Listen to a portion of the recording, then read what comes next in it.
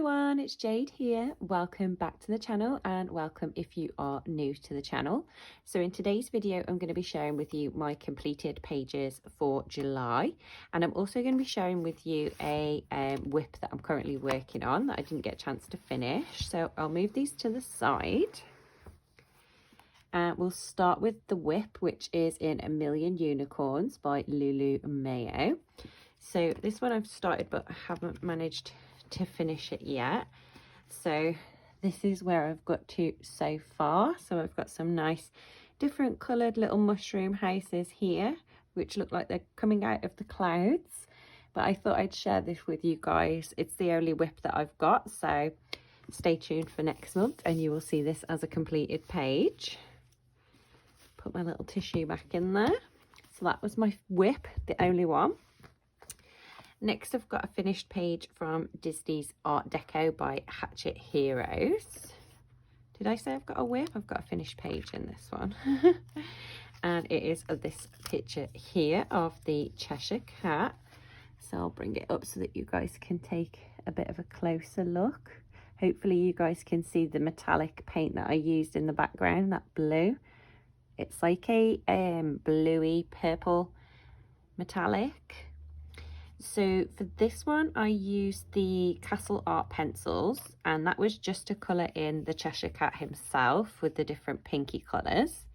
And then for the background, I used some acrylic paint. So I used the same pink for these pieces and these sort of line edge works here. And then I used a yellow acrylic paint to do the other sort of line work. And then I went over the black lines in the yellow with a white gel pen, and then went over that with a yellow so that it all blended in and you didn't have like the big black lines on there. And I also went round him with a white gel pen just to make him stand out a little bit, because he was kind of blending into the pink in the background. I think it was a little bit too similar. And then I used a white Posca pen just to add some little dots into this background here to break that up a little bit. And then for these little stars, I don't know if you can see, they're a little bit more shiny. So I used watercolour metallic paint for this blue, which you can see changes colour. And then for the stars, I used a acrylic paint pen, which is like a glitter acrylic paint pen. So they've got like blue sparkles in there as well. So hopefully you guys can see that. So I used quite a different variety of stuff on this page, so watercolors, acrylics and pencils, but I'm quite happy with how it came out. It's just a fun little picture. So that was that one. Next, I've got one from Creative Haven, Country Christmas Colouring Book by Teresa Goodridge.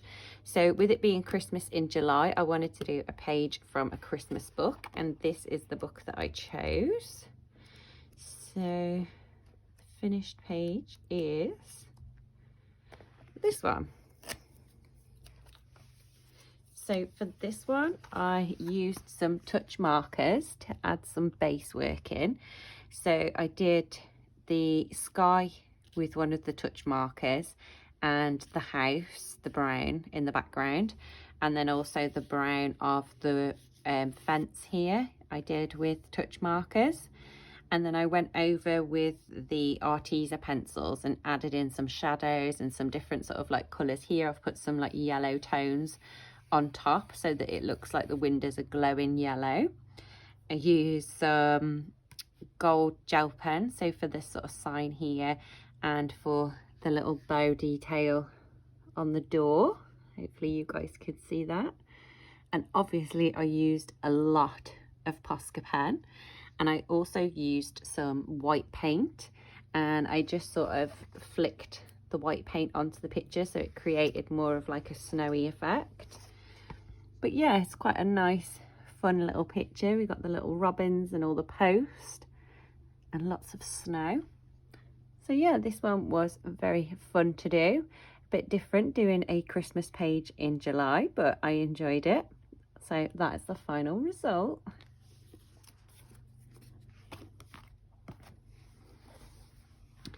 And next I've got one from Johanna Basford's Rooms of Wonder. So this one I actually did the background with you guys on a video. So I used soft pastels for the background and filmed it so that you guys could see how I did it. So for this one I used the Artex pencils, which are very nice pencils. I think they're quickly becoming my new favourite pencils. Bring it down a bit so that you guys can see. So I used Artex pencils for all of these sort of flower details, and then for the background I used soft pastels, so like a nice greeny blue colour to a pink to a yellow for the rest of the background. And like I say, one of my it was my last finished pages video. I had a comment saying, can you show us how you use soft pastels for backgrounds? So I did film this for you, and it is up on my channel now if you guys want to check that out. So that was this one. And then next I've got one from Luna, which is by Maria Trolley. I think that's how you pronounce her name. So I haven't done many in here. I think I've only done like 2, maybe 3. I think I did the nameplate page. Yeah, this book belongs to page. And then I did one which I filmed for you guys, which is, there's some little lizards in. Ah. Is it in this bit? No. It's disappeared. Ah, there. That one. Which is quite a nice page to do. And then I decided to do this one. So it's the roses, and we've got a little bumblebee and a butterfly and the little girl hiding inside of the flowers. So for this one I used the Brute Ferner macaroon pencils just to do these petals on the flowers, because I wanted them to be quite soft and quite pastel looking. So I used that to do them, and I think they came out quite nice. I was quite impressed with how they worked in this paper. And then I wanted these leaves to be like really dark, so it was like quite a contrast.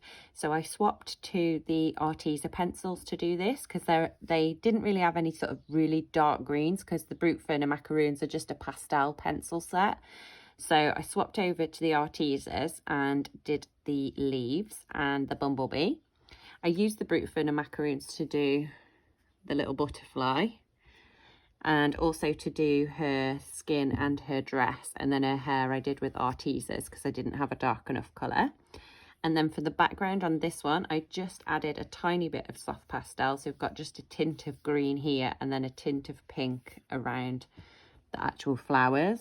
I don't know if it's actually picking up on camera, but it was just to add a little bit of colour to the background. So that's that one. And then last but not least, I've got one from Jewellery Box by Hannah Carlson. So this one is here. So for this one, I decided to do this wallpaper page, which is quite unusual for me. I don't think I've ever done a wallpaper page before. I used the Arteza watercolours, and then what I did was sort of go over and do like a light colour first, so just more water to get it lighter, and then use the same colour but a little bit less water to get the darker shades that I've added in. So I did all the shading with the watercolours as well. And the same for these pink ones. I used a really fine brush and did this darker pink in watercolour. And then for the stems of the flowers, so we've got some orange ones here and some brown ones here, I used acrylic paint pens so that I had a bit more control over where the paint was going. And I think that's everything that I used on here.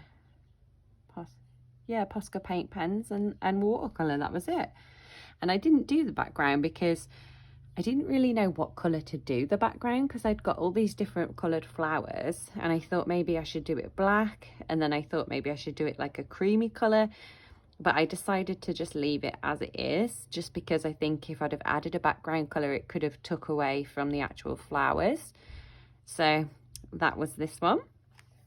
So yeah, that was everything that I coloured this month, you guys. I hope you enjoyed this video. If you did, don't forget to give it a big thumbs up, and I'll see you guys in the next video.